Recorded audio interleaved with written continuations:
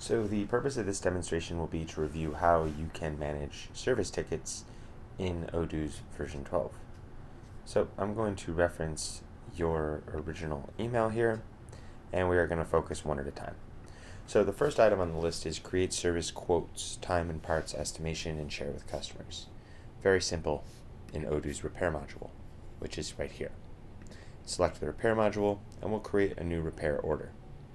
See up here, RMA 0004, product to repair, the product quantity that we're repairing, the lot serial number, which is all out of the box. This would be a required field if I had lot serial number configured here on the product record. The customer this is related to, which would also be a required field once I select over here the invoicing method. But for now, we'll talk about the location the product's going to be repaired at. We'll talk if there's warranty, invoice method, no invoice, before repair or after repair. We'll leave it after repair. You'll see that customer field just became underlined, meaning it's required. And of course, we can assign it to an employee. So with that being said, you'll be able to take parts and either add or remove them. We'll add this part, or we can go in and remove another part if I had it in the system.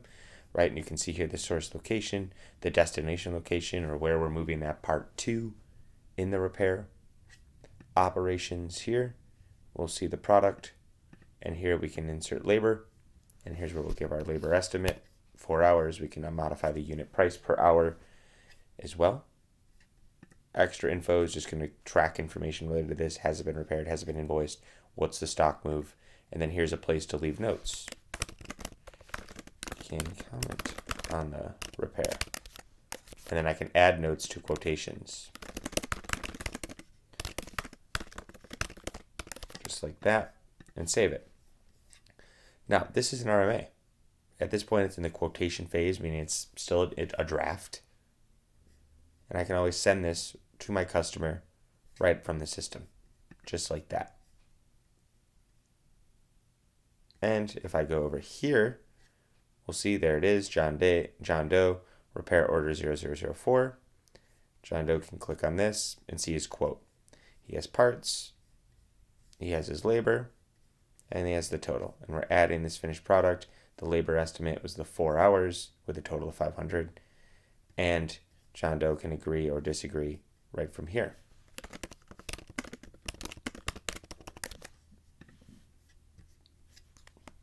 Which once that's sent, and if I refresh, it will track, it will land in here. Eventually, it may take a minute, these demo trial environments. So once this is done, your team can confirm the repair, which is the next logical step here.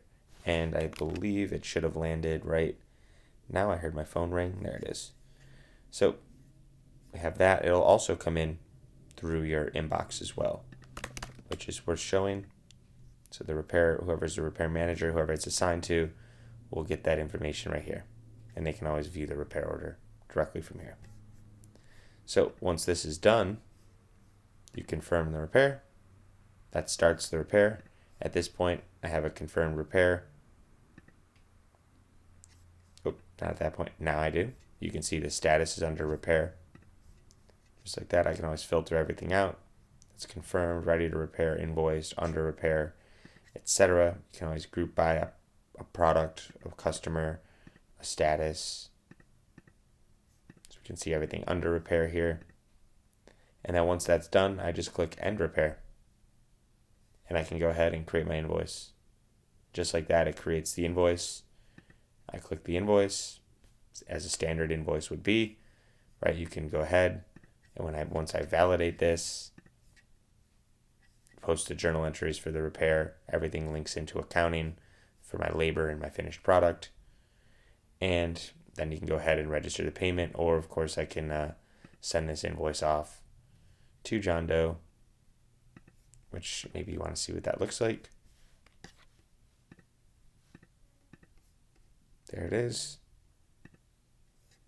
John Doe can go in and view the invoice and register the payment, everything that you'd be able to do with the online quoting functionality, of course.